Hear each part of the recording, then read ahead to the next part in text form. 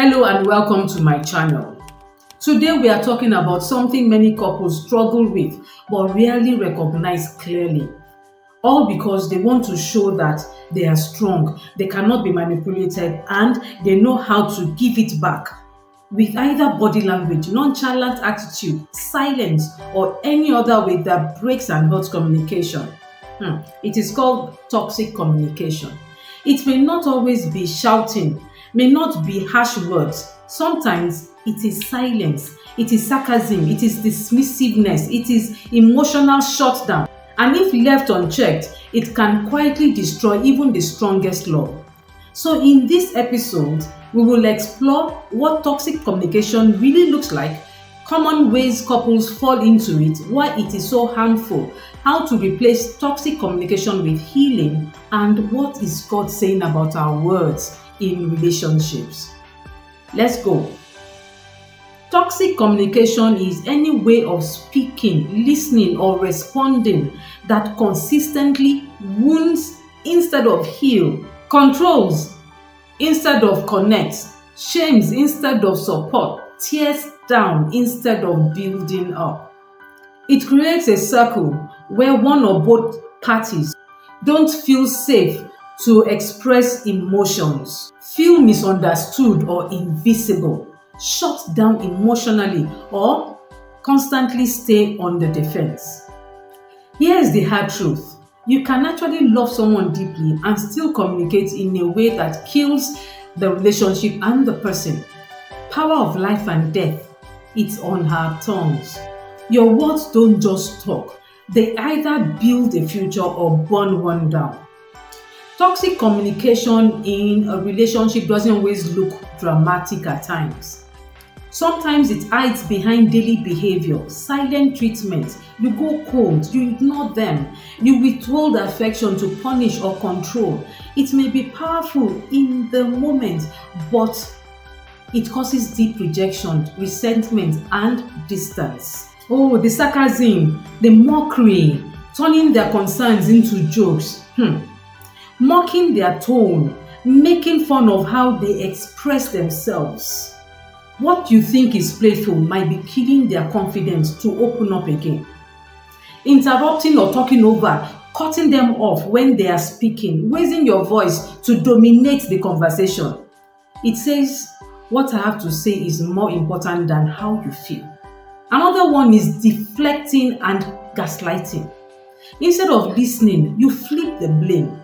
They say, I feel ignored, and you reply, well, maybe if you weren't so dramatic. This kind of deflection makes the other person feel crazy, unheard, and unsafe. Then the name calling, threats, or belittling, calling them stupid or useless, lazy, or any other label, especially during anger. Using if you don't as a threat, these words bruise the heart. Now you weaponize past mistakes. You forgive but never let go. You bring up old wounds to win current arguments. That's not communication. That's emotional warfare. Avoidance. Shutting down completely. Walking away from every serious conversation. Never apologizing. Love can grow in silence or avoidance. It needs light and truth. Toxic communication can be so destructive because relationships are built on connection, and toxic communication breaks that connection. It creates fear. You start thinking, I can't be real with them. It creates resentment.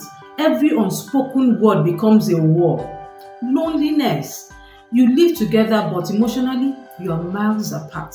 It creates rejection. You feel like your voice doesn't matter. And it builds anger. The pressure builds, and one day it will explode. Toxic communication doesn't just kill peace, it kills desire, trust, and intimacy. The good book tells us not to let any unwholesome talk come out of our mouth, but only what is helpful for building others up, that it may benefit those who listen. Words are tools. They can either build a safe home or tear it down, one insult at a time. Time for self-check. Are you the one using toxic communication? Ask yourself, do I often talk over my partner? Do I listen to respond or react, or to understand? Do I say things in anger I later regret? Do I use guilt to silence or control? Do I shame him or her instead of speaking with love? This is not to condemn you. It's to help you heal. You may not have learned healthy communication growing up. That's okay. But now it's time to unlearn and grow. You can actually replace toxic communication with healing. Create a safe space. Make your relationship a judgment-free zone. Let them speak, even if you disagree. Let them cry, even if you don't fully understand. Allow them to be vulnerable with you. Respond with calm. Listen with your heart, not your ego. Practice active listening. Don't interrupt. Use the I factor. Do not shift blame. Show you are really ready to understand. So instead, say, what I hear you say is this how you felt when that happened? Help me understand more. This builds trust. It opens hearts. Also, instead of you saying, you always ignore me, say, I feel distant when you talk. This avoids putting your partner on the defense. You can also take time out when needed. If things are getting heated, say, let's pause. I want to talk, but I need to calm down so I don't hurt you with my words. That's not weakness, it's emotional maturity. Apologize without excuses. I'm sorry if you felt that way is not an apology. Say, I was wrong, I hurt you. I want to do better. That opens doors. That brings healings. Any apology that is followed by if is not an apology. You should always pray together and invite God into your conversations. Sometimes communications fail not because of words, but because hearts are hard. Pray, invite the Holy Spirit. Ask God to help you speak life. A gentle answer turns away wrath, but a harsh word stirs up anger. God cares about how we talk to each other. We are advised to be quick to listen, slow to speak, and slow to become angry. This one advice alone could save so many marriages. God is not just concerned about what happens in the bedroom. He's watching what happens in the living room, in the kitchen, in your car, during arguments, during the silence. He wants love to be patient, to be kind, and to be respectful in communication. Because love is not loud.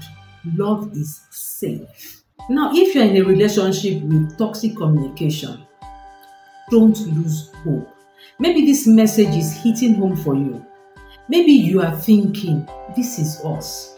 We don't talk well anymore. Everything feels like a battle. Take heart. It can be fixed. But both of you have to want it. Here's where to start. Number one is to admit the problem together. Stop defending and start discussing. See a counselor or a mentor or a therapist, especially if communication always ends in chaos. Set new rules for your conversations. No yelling, no walking out, no silent treatment, no late night battles. Choose healing daily. It's a process, but it's possible. Remember, you are not powerless. You are not too broken.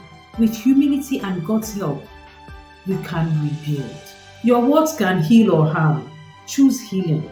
Every word you speak in your relationship could either plant peace or poison love. Choose to plant peace. Every conversation is an opportunity to either connect or cut.